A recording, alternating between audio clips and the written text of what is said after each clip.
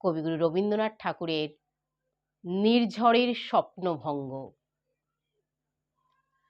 আজি এ প্রভাতে রবির কর, কেমনে পশিল প্রাণের পর, কেমনে পশিল গুহার আধারে প্রভাত পাখির গান।